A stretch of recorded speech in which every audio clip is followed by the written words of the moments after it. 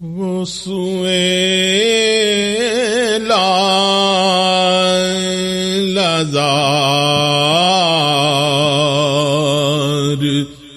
پھر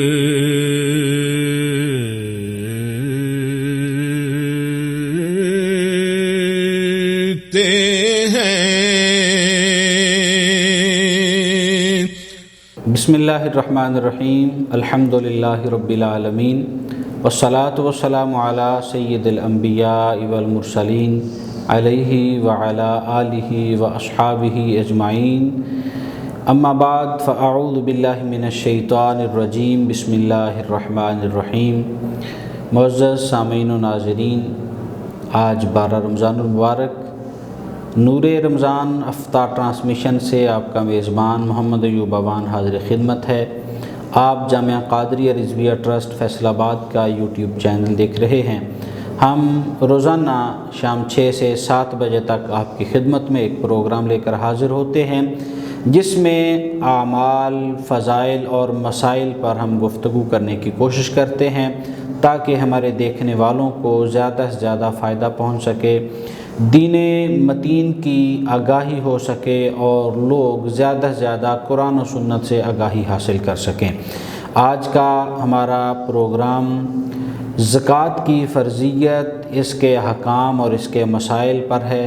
ہم زکوٰۃ کے متعلق کچھ گفتگو سماعت کریں گے۔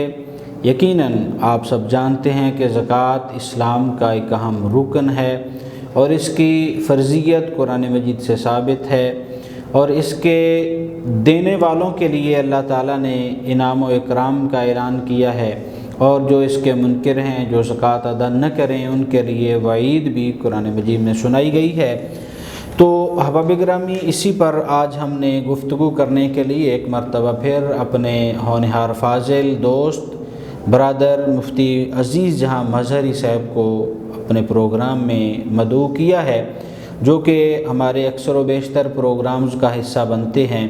مفتی صاحب السلام علیکم ورحمۃ اللہ وبرکاتہ۔ وعلیکم السلام۔ مفتی صاحب، ہم آج کے اس پروگرام میں اپنے دیکھنے والوں کے لیے زکوٰۃ کے متعلق کچھ گفتگو کریں گے، تو میں سب سے پہلے عرض کروں گا کہ آپ زکوٰۃ کی فرضیت کا کیا حکم ہے، قرآن مجید میں یہ کیسے نازل ہوئی، اور قرآن مجید میں اس کے بارے میں کیا حکم ہے، اس کی فضیلت و اہمیت پر آپ گفتگو ارشاد فرمائیں۔ جی، بسم اللہ الرحمن الرحیم، نحمدہ ونصلی ونسلم علی رسولہ الکریم، اما بعد فاعوذ باللہ من الشیطان الرجیم، بسم اللہ الرحمن الرحیم۔ جی، سب سے پہلے تو میں نہایت شکر گزار ہوں جامعہ قادریہ رضویہ کے یوٹیوب چینل کے انتظامیہ کا، جنہوں نے ایک مرتبہ پھر مجھے گفتگو کا موقع عنایت فرمایا۔ جی، آپ نے زکوٰۃ کی فرضیت اور اہمیت کے بارے میں پوچھا ہے۔ جی، تو جہاں تک فرضیت کا تعلق ہے تو اس کے بارے میں علامہ مولا علی قاری رحمہ اللہ تعالیٰ نے لکھا ہے کہ 2 ہجری کو زکوٰۃ فرض ہوئی، لیکن فقہا نے کہا ہے کہ یہ قابل اعتماد قول نہیں ہے۔ قابل اعتماد قول یہ ہے کہ زکوٰۃ مکۃ المکرمہ میں ہی اجمالاً اس کی فرضیت آ گئی تھی۔ صحیح۔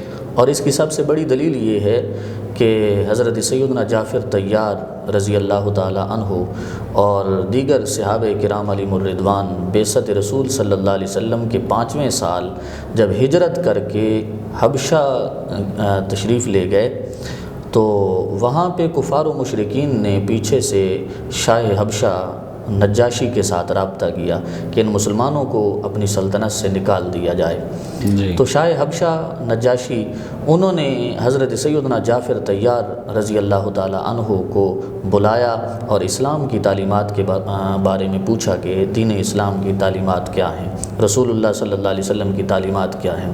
تو حضرت سیدنا جعفر طیار رضی اللہ تعالی عنہ نے جو وہاں پہ جواب دیا وہ یہ تھا کہ امرنا بالصلاۃ والزکوٰۃ والصیام، کہ حضور سید عالم صلی اللہ علیہ وسلم ہمیں نماز کا بھی حکم دیتے ہیں زکوٰۃ ادا کرنے کا بھی حکم دیتے ہیں اور روزہ رکھنے کا بھی حکم دیتے ہیں۔ جی تو اب یہ بعثت کا 5واں سال ہے، مکی زندگی ہے مسلمانوں کی، جہاں پہ مکۃ المکرمہ سے ہجرت کر کے حبشہ گئے ہوئے تھے، تو وہاں پہ شاہ حبشہ سوال کر رہا ہے اور حضرت سیدنا جعفر طیار رضی اللہ تعالیٰ عنہ جواب دے رہے ہیں، جس سے پتہ چلا کہ اجمالی فرضیت مکۃ المکرمہ میں ہو چکی تھی، لیکن باقی جو باقی جتنے بھی مسائل اور اس کی تفصیلات ہیں وہ مدینہ طیبہ میں ان کی فرضیت ہو رہی ہے۔ جی اور جہاں تک اس کی اہمیت کا تعلق ہے، اس کی اہمیت کا اندازہ اس بات سے بھی لگایا جا سکتا ہے کہ قرآن کریم میں 32 مقامات پہ لفظ زکوٰۃ کا ذکر آیا ہے۔ ماشاءاللہ 32 مقامات قرآن پاک کے ایسے ہیں کہ لفظ زکوٰۃ فرما کر اللہ پاک نے زکوٰۃ کے بارے میں کہیں پہ حکم ارشاد فرمایا، کہیں پہ نہ دینے والوں کے لیے اس کی وعید فرمائی، اور کہیں پہ ادا کرنے والوں کے لیے انعام و اکرام کا ذکر فرمایا۔ تو چونکہ اس کا تعلق حقوق العباد کے ساتھ ہے، جی تو جیسے حقوق اللہ کی ادائیگی ضروری ہے، ایسے ہی حقوق العباد کی ادائیگی بھی ضروری ہے۔ تو چونکہ اس کا تعلق حقوق العباد کے ساتھ ہے، بندوں کے حقوق بندوں کو زکوٰۃ ادا کرنی ہے، تو اللہ تعالیٰ کے راستے پہ ادا کرنی ہے، لیکن دینی تو بندوں کو ہے، حقوق العباد سے اس کا تعلق ہے، تو اس لیے اس کی بھی بڑی اہمیت اللہ پاک نے بیان کرتے ہوئے دینے والوں کے انعام و اکرام کا بھی ذکر کر دیا، جی نہ دینے والوں کی بارے میں وعیدات کو بھی ذکر کر دیا، اور جو اپنے مال کو روک کے رکھتے ہیں ان کے مال کا حکم بھی بیان کر دیا۔ تو قرآن پاک کے ان مقامات سے پتہ چلتا ہے، 32 مقامات سے زکوٰۃ کا ذکر ہونا، اس سے پتہ چلتا ہے کہ اس کی بڑی اہمیت ہے۔ اور اگر آپ قرآن پاک کی آیات میں جائیں کہ اللہ پاک کا حکم کیا ہے اس کے بارے میں، تو خالق کائنات جل جلالہ نے قرآن پاک میں فرمایا وَأَقِيمُوا الصَّلَاةَ وَآتُوا الزَّكَاةَ وَأَقْرِضُوا اللَّهَ قَرْضًا حَسَنًا جی وَمَا تُقَدِّمُوا لِأَنفُسِكُم مِّن خَيْرٍ تَجِدُوهُ عِندَ اللَّهِ هُوَ خَيْرًا وَأَعْظَمَ أَجْرًا وَاسْتَغْفِرِ اللَّهَ إِنَّ اللَّهَ غَفُورٌ رَحِيمٌ، کہ نماز ادا کرو اور ساتھ ساتھ زکوٰۃ بھی ادا کرو۔ وَأَقِيمُوا الصَّلَاةَ وَآتُوا الزَّكَاةَ، نماز بھی ادا کرو، نماز قائم کرو اور زکوٰۃ بھی ادا کرو۔ وَأَقْرِضُوا اللَّهَ قَرْضًا حَسَنًا، اور اللہ پاک کو قرض حسنہ دو، اللہ پاک کو قرض حسنہ دو، قرض حسنہ دو، اللہ پاک کو اچھا قرض دو۔ وَمَا تُقَدِّمُوا لِأَنفُسِكُم مِّن خَيْرٍ تَجِدُوهُ عِندَ اللَّهِ، اور اپنے لیے آگے اچھا عمل بھیجو، جی اور جو اچھا عمل بھیجو گے تو اللہ تعالیٰ کی بارگاہ میں اسے بہت زیادہ بہتر اور بہت اجر والا پاؤ گے۔ سبحان اللہ۔ تو یہاں قرض حسنہ اللہ پاک کی ذات کو دینا، قرض حسنہ، زکوٰۃ ادا کرو، اور وہ جو تم ادا کر رہے ہو وہ قرض حسنہ ہے۔ جی جب انسان کسی کو قرض دیتا ہے تو اس کا قرض ضائع نہیں ہو جاتا، بلکہ اسے اسی طرح واپس لوٹایا جاتا ہے۔ تو یہ قرض حسنہ جو اللہ تعالیٰ کی بارگاہ میں بھیجا جا رہا ہے، یقیناً یہ دنیا پہ بھی ملے گا اور اس کا اجر آخرت کے اندر بھی موجود رہے گا۔ یہی وجہ ہے کہ اللہ پاک نے حضور سید عالم صلی اللہ علیہ وسلم کو فرمایا خُذْ مِنْ أَمْوَالِهِمْ صَدَقَةً تُطَهِّرُهُمْ وَتُزَكِّيهِمْ بِهَا، کہ محبوب ان سے زکوٰۃ لو، خُذْ مِنْ أَمْوَالِهِمْ صَدَقَةً، ان کے مالوں سے ان سے زکوٰۃ حاصل کرو، صدقہ حاصل کرو، یہاں سے صدقے سے مراد زکوٰۃ ہے، ان کے مالوں سے ان سے زکوٰۃ لو۔ جی تُطَهِّرُهُمْ وَتُزَكِّيهِمْ، کیونکہ تمہارا ان سے زکوٰۃ لینا ان کے مالوں کو پاک و صاف کر دے گا، سبحان اللہ، تاکہ ان کا مال طاہر ہو جائے، ان کا مال پاکیزہ ہو جائے۔ تو اللہ پاک کی منشا یہ ہے کہ انسان جو مال کماتا ہے جی انسان جو رزق کماتا ہے وہ اتنے تک پاک نہیں ہوتا جتنے تک اس میں سے غرباء اور فقراء کا حق نہ ادا کر دیا جائے۔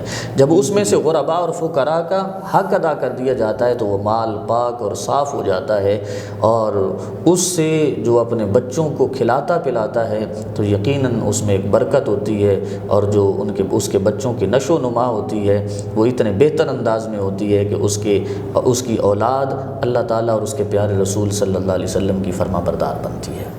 ماشاءاللہ۔ جی ناظرین، ایک انتہائی اہم عنوان پر ہم گفتگو کر رہے ہیں، زکوٰۃ کی فرضیت دین اسلام کے اندر انتہائی اہمیت کی حامل ہے، اور زکوٰۃ کا نظریہ اسلام کی بنیادوں کے اندر طاقت بخشتا ہے، اور اسی نظریے پر آج دنیا کا نظام قائم ہے۔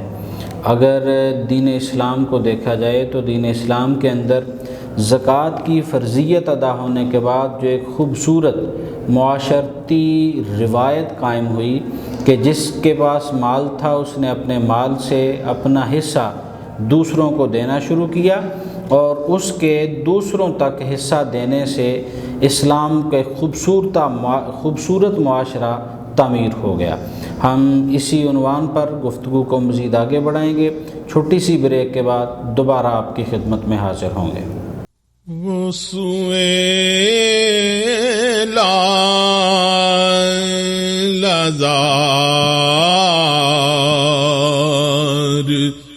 پھر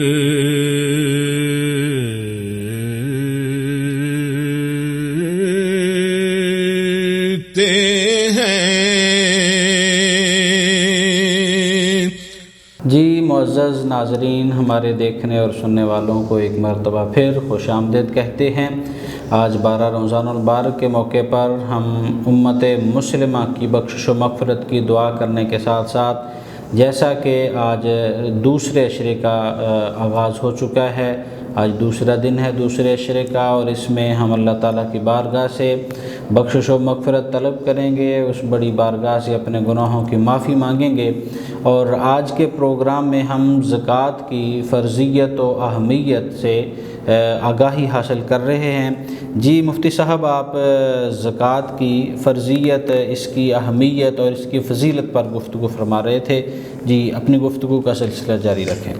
جی اس کی اہمیت کے بارے میں گزارشات پیش کر رہا تھا، ان میں سے اس کی اہمیت کا اندازہ اس بات سے بھی بخوبی لگایا جا سکتا ہے کہ حضور سید عالم صلی اللہ علیہ وسلم حضرت سیدنا معاذ بن جبل رضی اللہ تعالیٰ عنہ کو جب یمن کا حاکم اور چیف جسٹس قاضی بنا کے بھیجنے لگے تو حضور سید عالم صلی اللہ علیہ وسلم نے فرمایا کہ سب سے پہلے وہاں کے باسیوں کو یہ باور کرانا کہ اللہ تعالیٰ کی ذات ایک ہے اور وہ وحدہ لا شریک ہے، اور اس پر ایمان لانا ضروری ہے۔ جی اس کے بعد حضور سید عالم صلی اللہ علیہ وسلم نے فرمایا جب وہ اس بات کا اعتراف کر لیں تو پھر اس کے بعد فَأُخْبِرْهُمْ أَنَّ اللَّهَ تَعَالَى فَرَضَ عَلَيْهِمْ 5 صَلَوَاتٍ فِي يَوْمِهِمْ وَلَيْلَتِهِمْ، پھر انہیں یہ فرمانا کہ اللہ پاک نے تمہارے اوپر دن اور رات میں 5 نمازیں فرض کی ہیں۔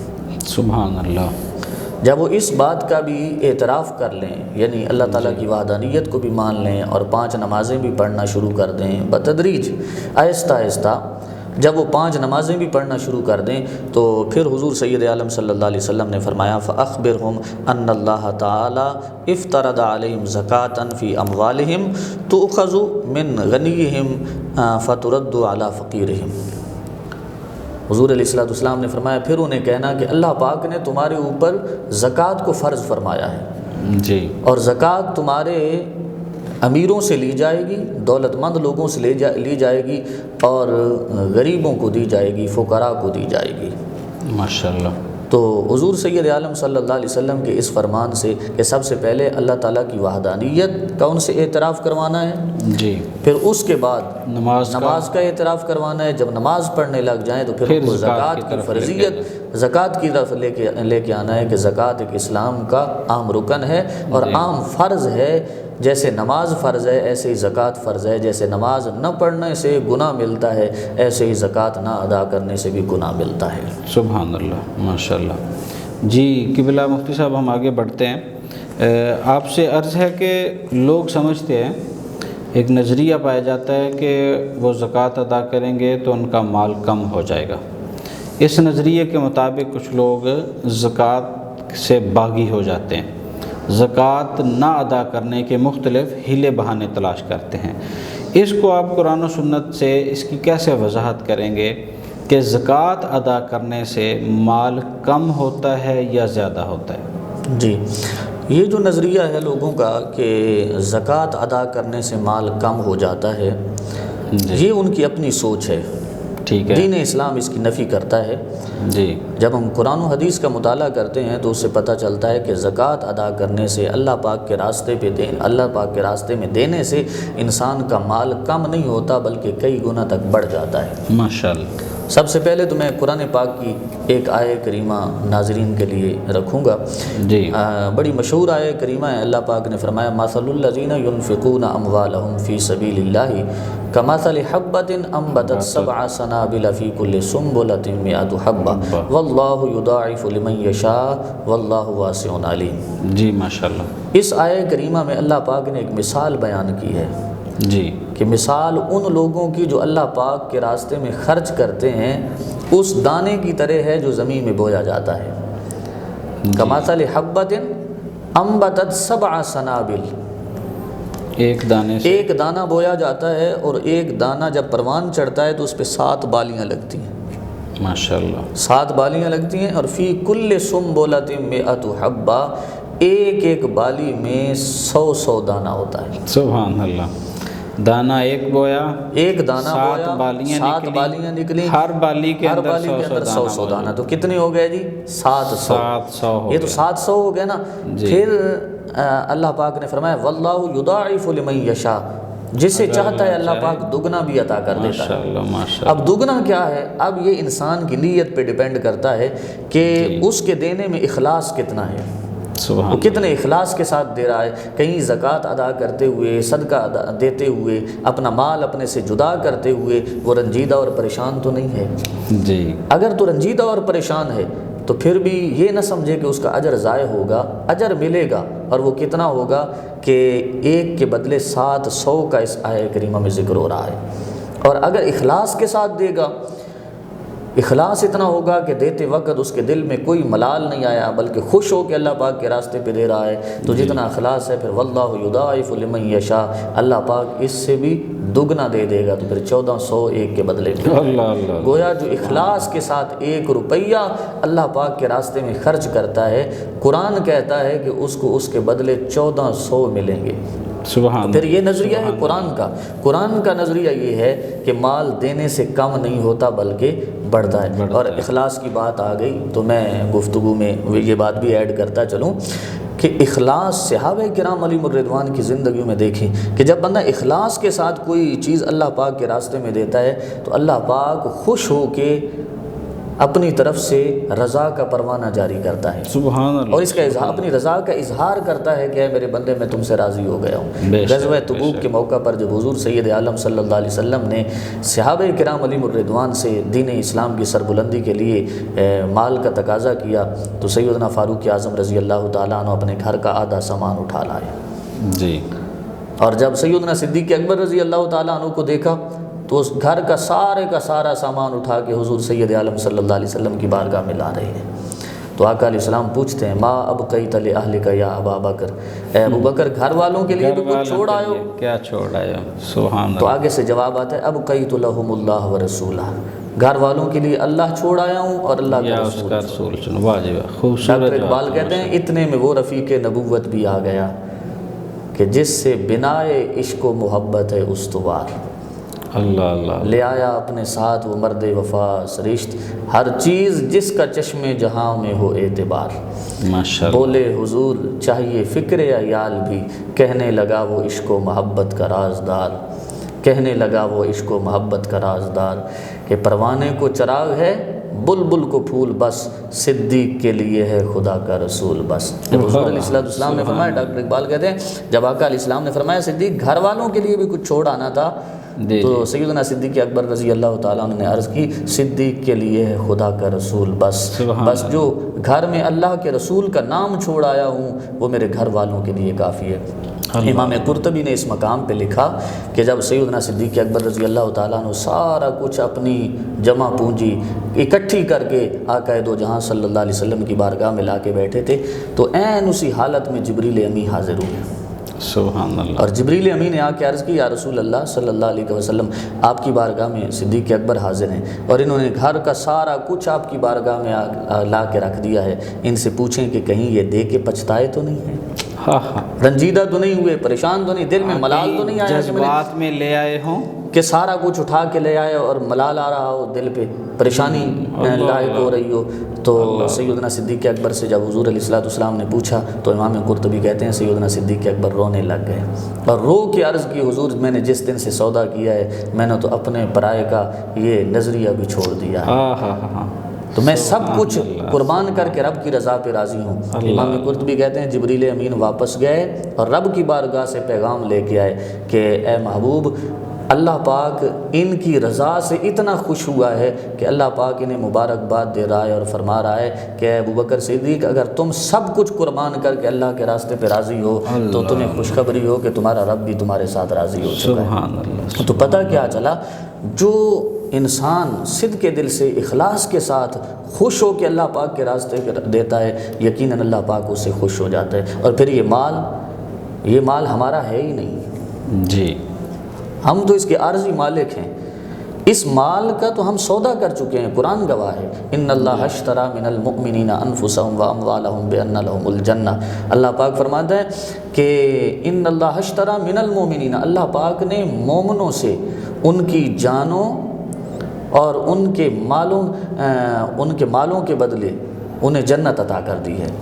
یعنی اللہ پاک نے جنت کے بدلے ان کے مالوں کو اور ان کی جان کو خرید لیا ہے, جنت عطا کر دی ہے, مال بھی خرید لیا ہے اور جانیں بھی خرید لی ہیں. تو یہ جان ہماری اپنی نہیں ہے, مال ہمارا اپنا نہیں ہے, اس کا حقیقی مالک رب کریم کی ذات ہے. دیا بھی اسی نے ہے اور وہ کہتا ہے مجھے قرض حسنہ بھی دے دو, دیا ہوا بھی اسی کا ہے اور وہی فرما رہا ہے مجھے قرض حسنہ دے دو. تو اس سے بڑھ کے اور بندے کے لیے ایک خوشخبری کیا ہو سکتی ہے کہ اللہ پاک خود دیتا ہے اور خود ہی فرماتا ہے میرے راستے پر دو اور میں تمہیں دگنا کر کے بلکہ اس سے بھی زیادہ بڑھا کے تمہیں عطا کر دوں گا. اور صرف یہی کچھ نہیں ہے, اگر ہم قرآن پاک کی آیات کی طرف جا کے دیکھتے ہیں تو بہت سی قرآنی آیات ایسی ہیں کہ اللہ تعالیٰ جل شانہ نے زکوٰۃ ادا کرنے والوں کے بارے میں اس میں خوشخبری, لیکن شرط یہ ہے کہ اس کے ساتھ ساتھ جو انسان کی مال کی محبت ہے نا, دیتے وقت اللہ پاک کے راستے پہ دیتے وقت وہ محبت جو مال کے ساتھ ہے وہ آڑے نہیں آنی چاہیے. بالکل صحیح. اور جو اس انداز سے مال خرچ کیا جائے گا نا کہ محبوب چیز اپنے سے جدا کرو تو محبت آڑے نہ آئے, یقیناً وہ اللہ پاک کی بارگاہ میں درجہ مقبولیت حاصل کر لیتی ہے. قرآن کہتا ہے لن تنالوا البر حتى تنفقوا مما تحبون, کہ تم نیکی کو اس وقت تک نہیں پہنچ سکتے جتنے تک اپنی محبوب چیز, پسندیدہ چیز اللہ کے راستے میں خرچ نہ کر دو. یقیناً آپ دیکھ لیں زکوٰۃ کس کی ادا کی جاتی ہے, سونا چاندی ہے جی, مال تجارت ہے, جانور ہیں, مویشی ہیں, یہ چیزیں ہیں, نقدی ہے. تو ان کی زکوٰۃ جب ادا کی جاتی ہے تو یقیناً انسان کا ایک فطری میلان ہے ان تینوں چیزوں کی طرف جی. پیسے کی طرف انسان کا میلان ہے, طبعی میلان ہے, اور سونے چاندی کی طرف انسان کا ایک طبعی اور فطری میلان ہے. اس کے ساتھ ساتھ مال مویشی جن کی انسان ہر وقت خدمت کرتا ہے جی, ان کی طرف اس کی طبیعت کا میلان ہے. تو یہ محبوب چیزیں ہیں. یقیناً جب یہ محبوب چیزیں انسان اپنے سے جدا کرتا ہے تو پھر یہ اس بات کا اظہار کرتا ہے کہ میری محبت ان کے ساتھ طبعی ہے, حقیقی محبت میری رب کی ذات کے ساتھ ہے, کہ میں نے ساری محبتوں کو, مال کی محبتوں کو پیچھے چھوڑ کے میں رب کی محبت میں اللہ تعالیٰ کی رضا کی خاطر اپنا مال خرچ کر رہا ہوں. ماشاءاللہ, انتہائی خوبصورت کلمات کے ساتھ زکوٰۃ کی اہمیت اور فضیلت کو مفتی عزیز جہاں مزری صاحب بیان کر رہے ہیں. ہمارے ساتھ رہیے, چھوٹی سی بریک کے بعد دوبارہ آپ کی خدمت میں حاضر ہوتے ہیں. وہ سوئے لازار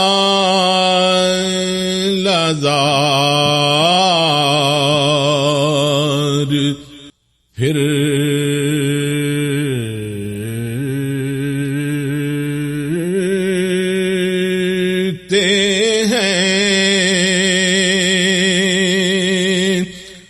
جی ویلکم بیک، خوش آمدید، ایک مرتبہ پھر آپ کو اپنے پروگرام میں ویلکم کرتے ہیں۔ ہم زکوٰۃ کی فضیلت و اہمیت اور اس کے کچھ مسائل جاننے کی کوشش کر رہے ہیں۔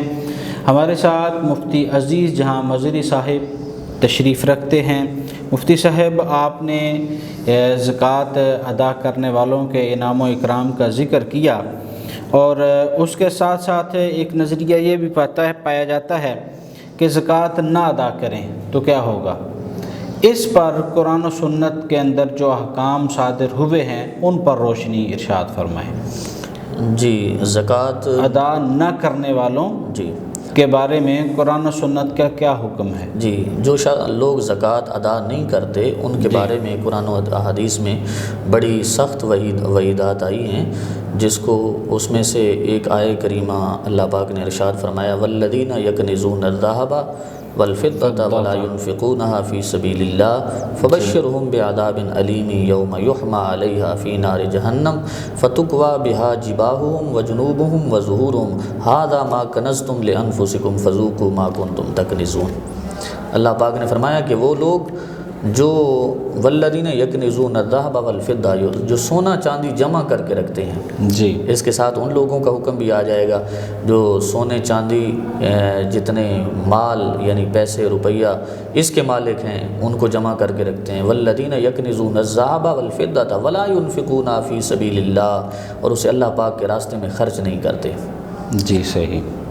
فبشرہم بعذاب علیم، اے محبوب انہیں دردناک عذاب کی خبر دے دو۔ اللہ اللہ اللہ۔ وہ دردناک عذاب کیسا ہوگا؟ فرمایا یوم یحمى علیہا فی نار جہنم، جس دن ان کے اس خزانے کو، سونے چاندی کو، اس مال و دولت کو آگ کے اندر، دوزخ کی آگ کے اندر تپایا جائے گا۔ یوم یحمى علیہا فی نار جہنم، تپا کے پھر کیا کیا جائے گا؟ فرمایا فتکوى بها جباہہم وجنوبہم وظہورہم، اللہ اللہ۔ فرمایا وہ خزانہ تپا کے گرم کر کے ان کی پیشانیوں پہ رکھا جائے گا، ان کے پہلوؤں پہ رکھا جائے گا، اور ان کی پشت پہ رکھ دیا جائے گا، استغفر، جو اس کے پورے جسم کو پگھلا کے رکھ دے گا۔ یہ وعید، یہ عذاب، یہ سزا زکوٰۃ نہ ادا کرنے والوں کی قرآن پاک نے بیان کی ہے۔ اللہ اللہ۔ تو جو لوگ زکوٰۃ ادا نہیں کرتے وہ اس کو بڑا ہلکا نہ لیں کہ کوئی صرف مولویوں کی بات ہے یا خطیبانہ جملے ہیں، ایسا ہرگز نہیں ہے، بلکہ یہ اللہ تعالیٰ کا حکم ہے کہ جو لوگ زکوٰۃ نہیں ادا کریں گے ان کو یہ سزا ملے گی۔ پھر صرف اتنا نہیں، رسول اللہ صلی اللہ علیہ وسلم نے احادیث پاک میں بھی اس کا بیان فرما دیا۔ احادیث رسول صلی اللہ علیہ وسلم میں بھی اس کی وعیدات ہیں۔ حضرت سیدنا ابو ہریرہ رضی اللہ تعالیٰ عنہ سے روایت ہے کہ رسول اللہ صلی اللہ علیہ وسلم نے فرمایا من آتاہ اللہ مالا ولم یؤد زکاتہ مثل مالہ یوم القیامت شجاعا اقرع، جی، کہ جن لوگوں کو اللہ پاک نے مال عطا فرمایا اور وہ اس کی زکوٰۃ نہیں ادا کرتے تو قیامت کے دن ان کے مال کو ایک گنجے سانپ کی شکل میں تبدیل کر دیا جائے گا۔ اللہ۔ گنجا سانپ اس لیے کہا، شارحین حدیث نے لکھا کہ گنجے سانپ جو سر سے گنجا ہوتا ہے اس کے اندر زہر اتنا ہوتا ہے کہ اس زہر کی کوئی حد نہیں ہے۔ استغفر اللہ، تو استغفر۔ اسے ان کے مالوں کو گنجے سانپ کی شکل میں تبدیل کر دیا جائے گا، اور ہوگا کیا؟ حضور سید عالم صلی اللہ علیہ وسلم نے فرمایا فَيُعَذِّبُهُ عَذَابًا شَدِيدًا، اس کے ذریعے انہیں عذاب شدید دیا جائے گا، سخت قسم کا عذاب دیا جائے گا۔ اور کہا کیا جائے گا؟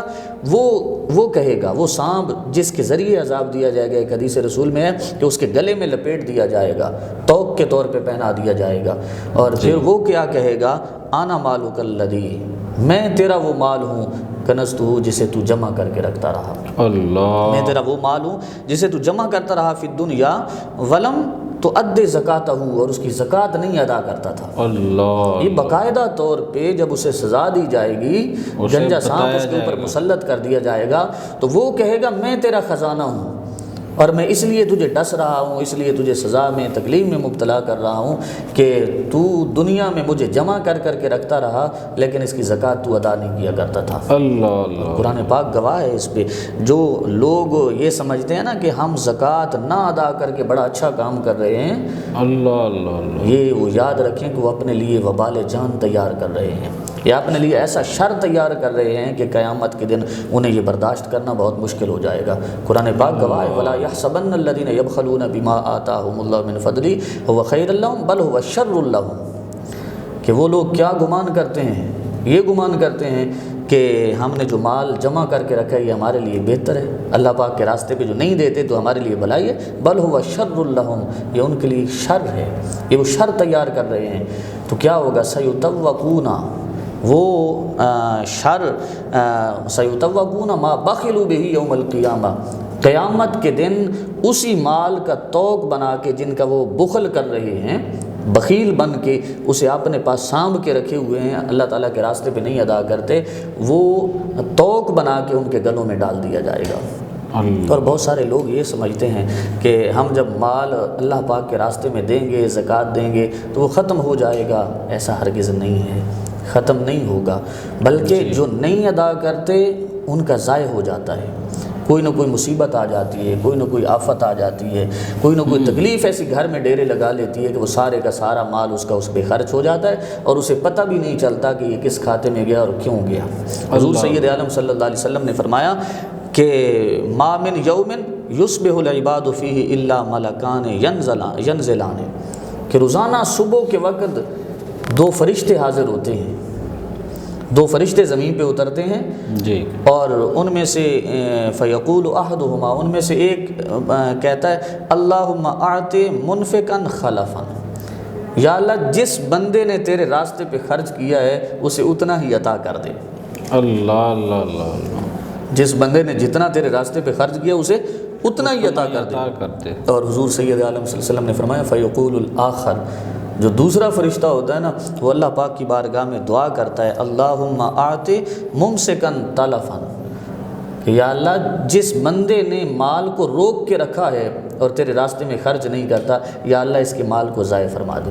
اب یہ ہو سکتا ہے کہ فرشتہ رب کی بارگاہ میں دعا کرے اور دعا قبول نہ ہو، اللہ پاک نے جن کی ڈیوٹی اسی دعا کے لیے لگا کے بھیجا ہے کہ وہ دینے والوں کے لیے دعا کریں کہ یا اللہ اسے مال اور زیادہ عطا کر دے، یقیناً جب وہ اللہ پاک کی بارگاہ میں دعا کرتے ہوں گے تو اللہ پاک قبول فرما کے اس کے مال میں اضافہ کر دیتا ہوگا۔ اور جو فرشتہ یہ دعا کرتا ہوگا کہ یا اللہ فلاں بندے نے مال روک کے رکھا ہوا ہے اور یہ تیرے راستے پہ نہیں دے رہا، تو وہ دعا کرتے یا اللہ پاک اس کے مال کو ضائع کر دے، تو یقیناً اللہ پاک اس کی فرشتے کی دعا کو قبول کرتا ہوگا اور اس کا مال اسی طریقے سے ضائع ہو جاتا ہے۔ یہ بہت اہم وقت کی ضرورت ہے کہ لوگوں کو یہ بتلایا جائے اور لوگوں تک یہ بات پہنچائی جائے کہ یہ کوئی حل کی بات نہیں ہے کہ جو آپ زکوٰۃ نہیں ادا کر رہے، یہ دنیا کے لیے بھی وبال جان ہے اور آخرت کے لیے بھی وبال جان ہے۔ جی بالکل۔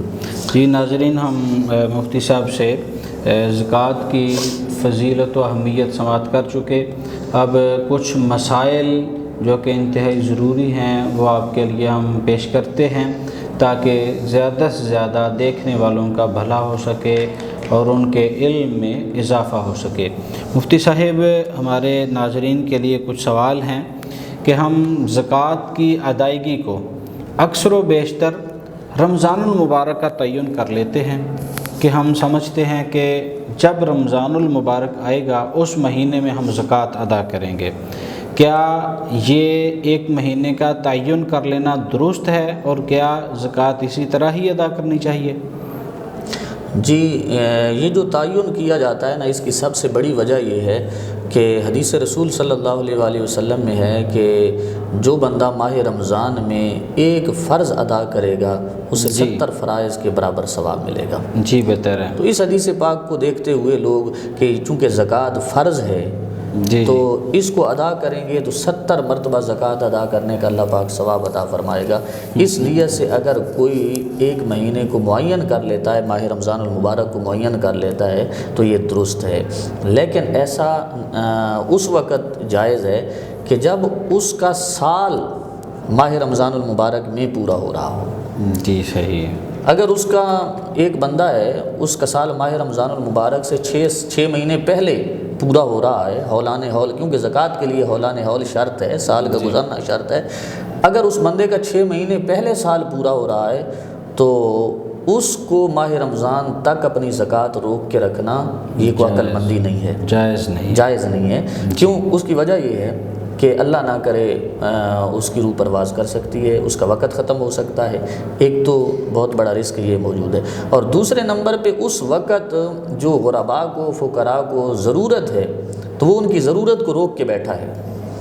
جی، اس لیے ایسا شخص کہ جس کا ہولان ہول پہلے پورا ہو رہا ہو، سال پہلے پورا ہو رہا ہو، اس کو ماہ رمضان المبارک کا انتظار نہیں کرنا چاہیے۔